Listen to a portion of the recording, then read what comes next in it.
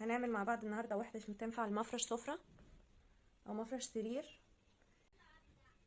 هنعمل الدايره السحريه.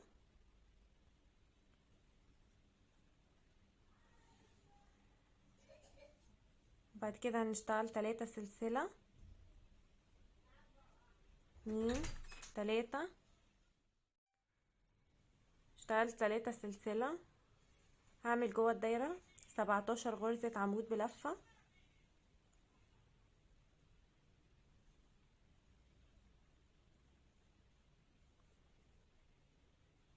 كده 2، كده 3، كده 4، كده 5، كده 6. اشتغلت 17 غرزة عمود بلفة. دلوقتي هقفل الدايرة وهعد، هروح عند ال3 سلاسل اللي انا عملتهم ارتفاع في بداية الدور، وهعد سلسلة 2 وهدخل في السلسلة الثالثة وهعمل فيها غرزة منزلقة.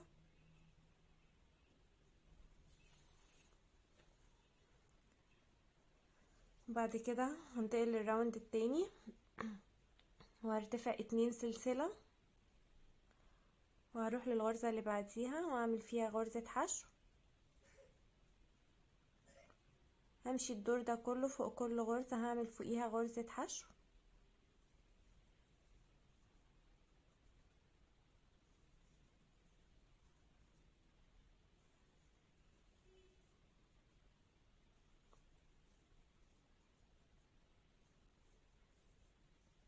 نفس الطريقة كده.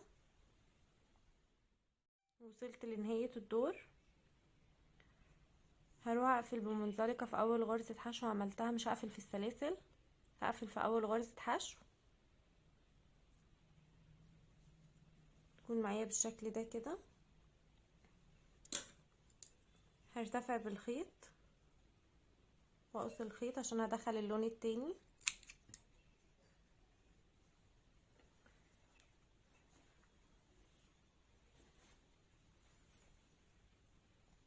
هجيب اي لون تاني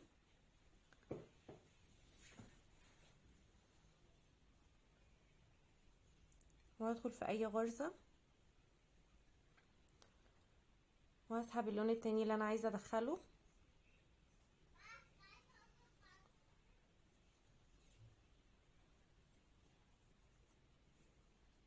بعد كده هشتغل 5 سلسلة، 1 2 3 4 5. يبقى انا هنا اشتغلت 5 سلسلة. هلف الخيط على الابرة 3 مرات في نفس المكان اللي ارتفعت منه 3 سلسلة، هدخل فيه واعمل غرزة عمود ب3 لفة. بلف الخيط وبطلع من حلقتين، وبلف الخيط وبطلع من حلقتين، وبلف الخيط كمان مرة واطلع من حلقتين، وبسيب حلقتين على الابرة. تاني هلف الخيط على الابرة 3 مرات وهدخل في نفس المكان واسحب الخيط، وبلف الخيط وبطلع من حلقتين، وبلف وبطلع من حلقتين، وبلف وبطلع من اخر حلقتين. بتبقى معايا 3 حلقات على الابرة، بلف وبطلع من ال3 حلقات مع بعض. بعد كده بشتغل 5 سلسلة، 1 2 3 4 5، واروح للغرزة اللي بعديها على طول واشتغل فيها 3 غرزة عمود ب3 لفة مش كاملة. بلف الخيط على الابرة 3 مرات واروح للغرزة اللي بعديها على طول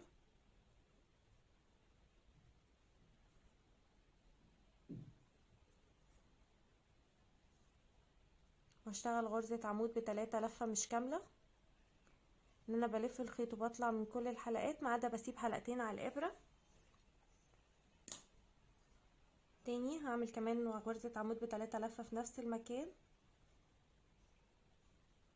هنعيدها مع بعض. يبقى انا هنا اشتغلت 5 سلسلة وبعد كده عملت 2 غرزة عمود ب3 لفة مش كاملين، وبعد كده اشتغلت 5 سلسلة وبعد كده هروح للغرزة اللي بعديها على طول وهشتغل فيها 3 غرزة عمود ب3 لفة مش كاملة. بلف وبطلع من حلقتين، وبلف وبطلع من كمان حلقتين، وبلف وبطلع من كمان حلقتين، وبسيب حلقتين على الابرة، وبلف الخيط على الابرة 3 مرات، وبدخل في نفس المكان واعمل غرزة عمود ب3 لفة مش كاملة.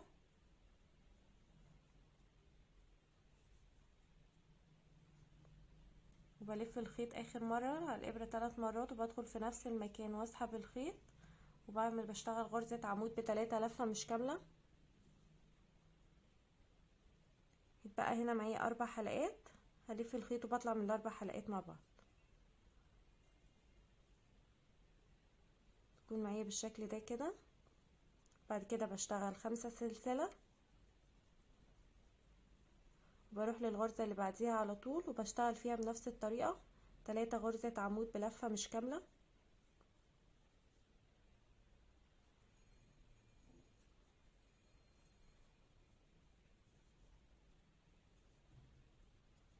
بسيب حلقتين وبلف الخيط على الابرة 3 مرات، وبدخل في نفس المكان واعمل غرزة عمود ب3 لفة مش كاملة.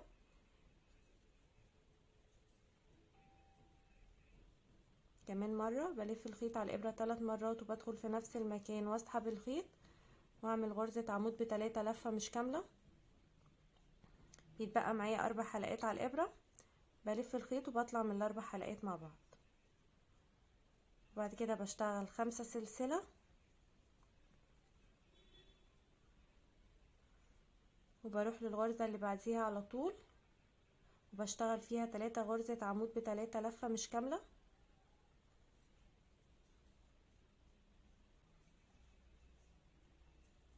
كده اول عمود،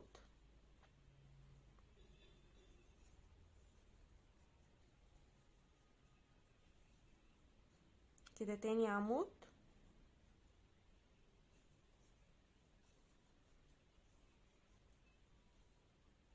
كده تالت عمود. بيتبقى معايا 4 حلقات، بلف الخيط على الابرة وبطلع من ال4 حلقات مع بعض. وبعد كده بشتغل 5 سلسلة، وبروح للغرزة اللي بعديها على طول وبشتغل فيها 3 غرزة عمود ب3 لفة مش كاملة.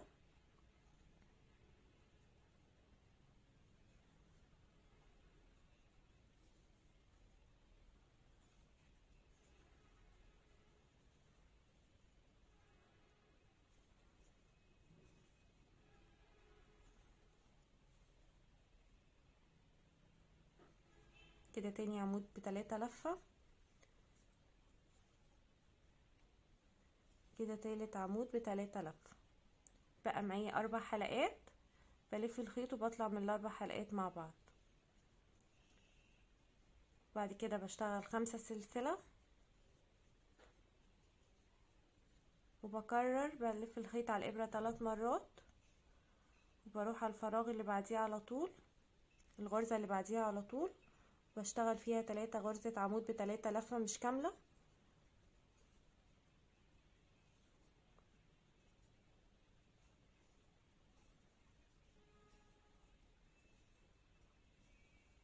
اخر غرزة عمود ب3 لفة في نفس الغرزة.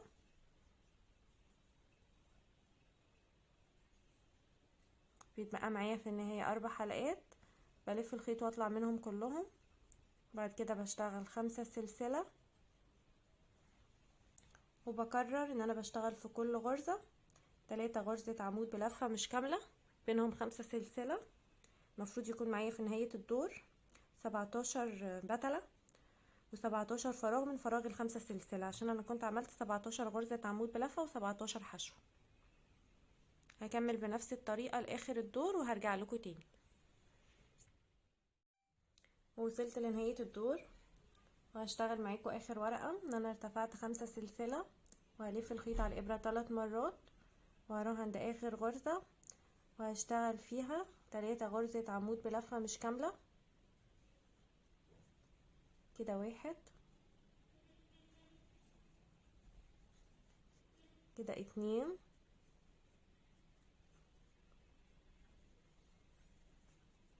كده 3.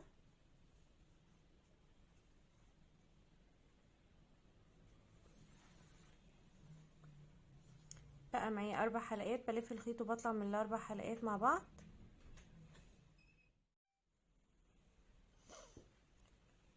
وبعد كده هشتغل 5 سلسلة، وهروح هنا عند اللي هو الزاوية بتاعت راس الاعمدة اللي كنت بشتغلها هنا، واعمل فيها غرزة منزلقة. يبقى انا هنا عملت 17 بترة، وبعد كده اشتغلت 5 سلاسل، بقى معايا 18 فراغ. لاني اسفة في بداية الدور كنت اشتغلت 17 غرزة عمود بلفة و3 سلاسل الارتفاع، يبقوا 18 غرزة عمود بلفة. يبقى المفروض يكون معايا 18 فراغ مش 17. 1 2 3 4 5 6 7 8 9 10 11 12 13 14 15 16 17 18. بعد كده هرتفع سلسلة وهقص الخيط الزيادة.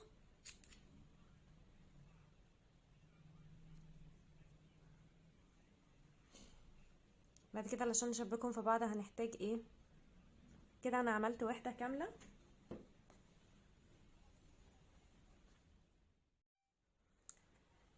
هعمل دايرة زي دي بالظبط، ان انا بشتغل فيها 3 سلسلة و17 غرزة عمود بلفة، وبعد كده بعمل فيها غرز حشو. بعد كده هرتفع فراغ واحد ورقة واحدة من اللي هي 5 سلسلة، وبعمل 2 عمود بلفة 3 لفة في نفس المكان. بعد كده هشتغل 3 سلسلة، 1 2 3، وهاجي هنا عند اي فراغ من الفراغ ال5 سلسلة هدخل فيه واسحب الخيط اللي هو اللي انا عملته بعد ال3 سلسلة واطلعه من هنا. المفروض بشتغل 5 سلسلة، اشتغلت منهم 3، هكمل عليهم 2 سلسلة، وهروح اكمل شغل في البتلة دي ان انا هلف الخيط على الابرة 3 مرات، وهروح في الغرزة اللي بعديها على طول هشتغل فيها 3 غرزة عمود ب3 لفة مش كاملة. كده اول واحد،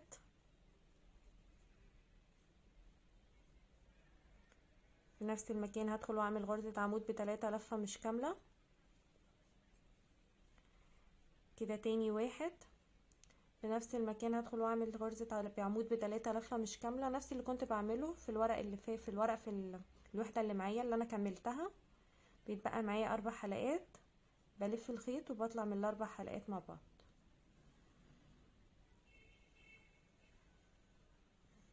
تكون معايا بالشكل ده كده. تاني برتفع، المفروض برتفع 5 سلسلة، هنا هرتفع 3، وبروح هنا عند الفراغ ال5 سلسلة اللي بعديها على طول، وبسحب ال3 سلسلة اللي انا عملتهم من تحت الفراغ،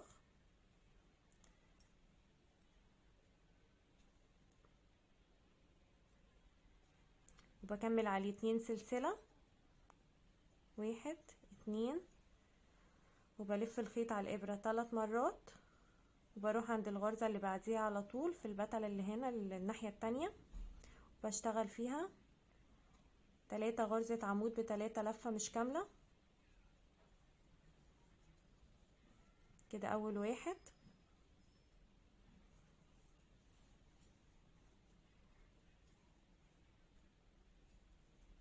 كده التاني،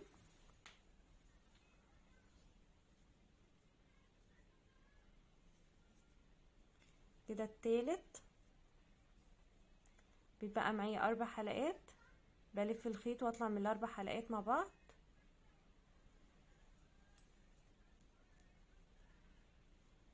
يكون معايا بالشكل ده كده. انا المفروض بشبك في 3 فراغات، مش انا كده شبكت في فراغين. في الفراغ الاخير برتفع 2 سلسلة، انا في كل فراغ هنا كنت برتفع 3، لا الاخير هرتفع 2 سلسلة، وهروح اسحب الخيط من فراغ ال5 سلسلة، وبعد كده هشتغل عليهم 3 سلسلة. ده في الفراغ الاخير بعمل كده، بس ان انا بعمل 2 سلسلة وبعد كده بعمل 3 سلسلة، انما في كل فراغ بعمل 3 سلسلة وبعد كده 2 سلسلة، وهلف الخيط على الابرة 3 مرات،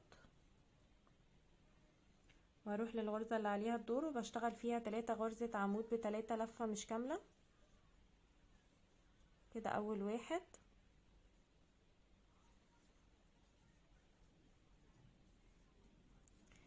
كده التاني،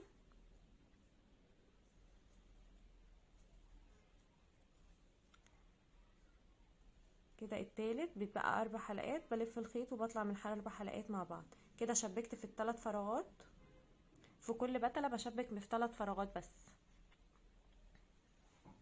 يكون معايا بالشكل ده كده.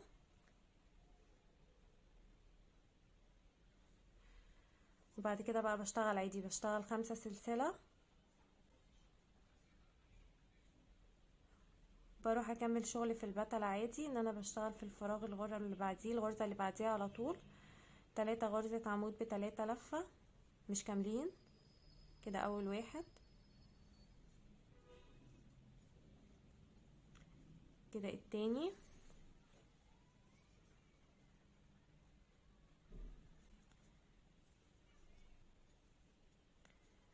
كده التالت. بيتبقى معايا 4 حلقات، بلف الخيط واطلع منهم كلهم. بعد كده بشتغل 5 سلسلة وبكمل شغل عادي بنفس الطريقة. ان انا بشتغل في كل غرزة 3 غرزة عمود بلفة مش كاملة، بينهم 5 سلسلة.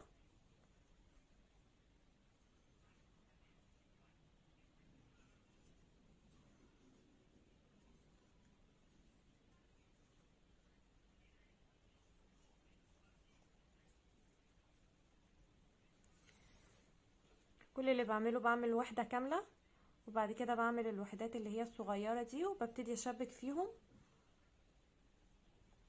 وبفضل مكملة كده. ان انا بعمل 5 سلسلة، وبروح للغرزة وبعمل فيها 3 غرزة عمود ب3 لفة مش كاملة. وفي كل فراغ بعمل في كل غرزة بعمل فيها كده. وبعد كده بعمل، لو عايزة اكمل تشبيك بعمل واحدة كمان، وبشبك في 3 فراغات من هنا و3 فراغات من هنا في الوحدة. بشبك بنفس الطريقة، كله على حسب الشكل اللي انا عاوزة اعمله. لو عجبكم الفيديو او استفدتم منه اعملوا لايك وشير واشتراك في القناة.